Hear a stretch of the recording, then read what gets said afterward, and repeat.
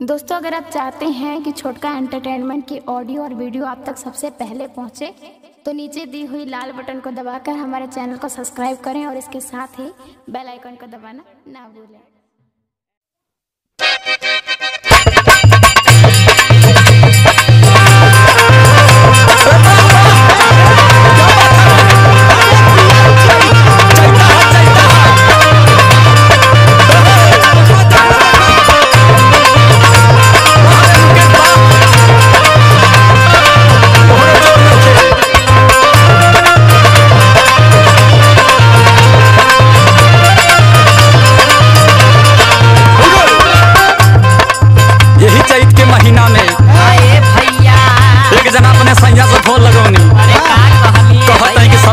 कट गया राजा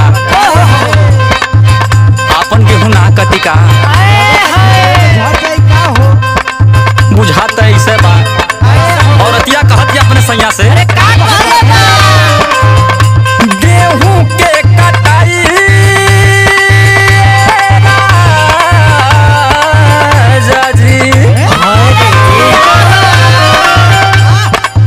गेहूं के कटाई राजा होई न तहरा भी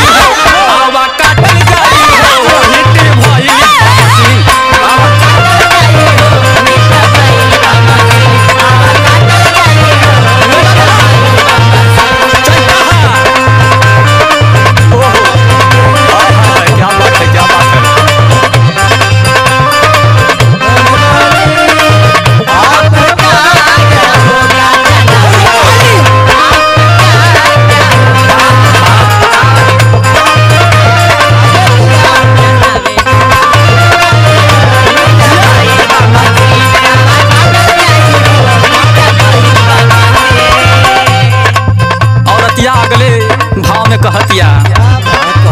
ए राजा जब तू ना आई बात हई पांडे जी के बोला ले का औरतिया कहतिया ये सैया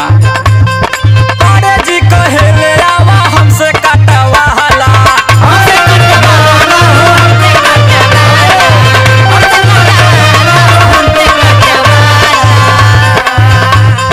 हमारा के अपने तू ही दिल में बसा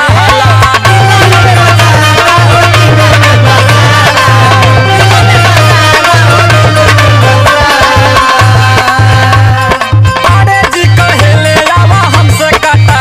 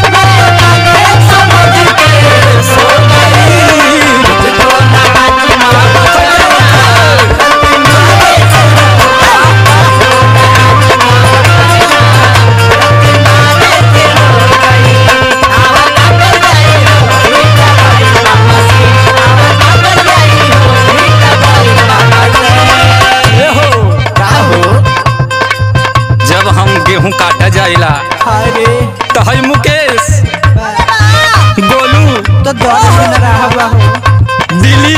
ओ जइलवा के का बतिया और विकास महेंद्र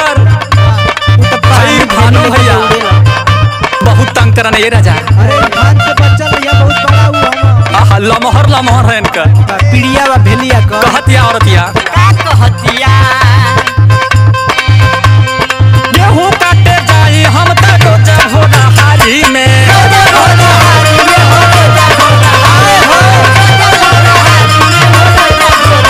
ए सैया